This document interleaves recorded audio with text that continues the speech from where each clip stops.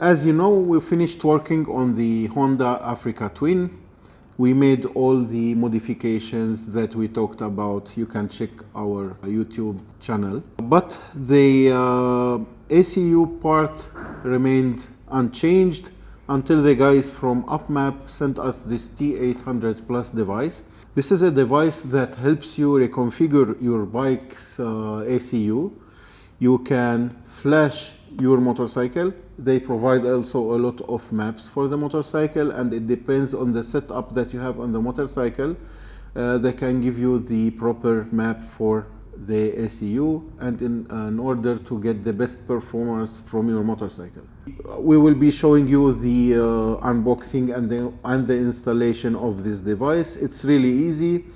It's like plug and play. You have a plug, you put to the diagnostics plug, and that's it. You connect via Bluetooth to your phone, and that's it.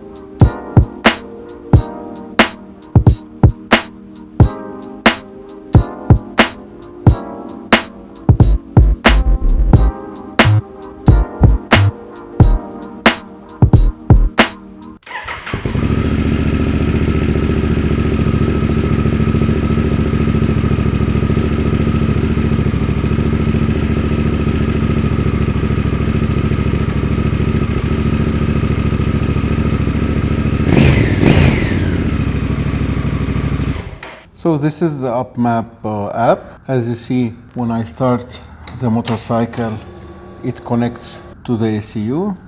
Here you can see it sees the Africa Twin. Okay, it also shows you the voltage and the map version. Here it can show you on which gear you are riding, the speed of the motorcycle, the temperature, the RPM, the battery voltage, inclination angle, also the RPM again. And from where you can change the settings, the power map settings? The power, first of all, you have to download the map that you want. Then you can. So here you have the maps. Okay, as you see, I have this. It appears your bike there. Yes.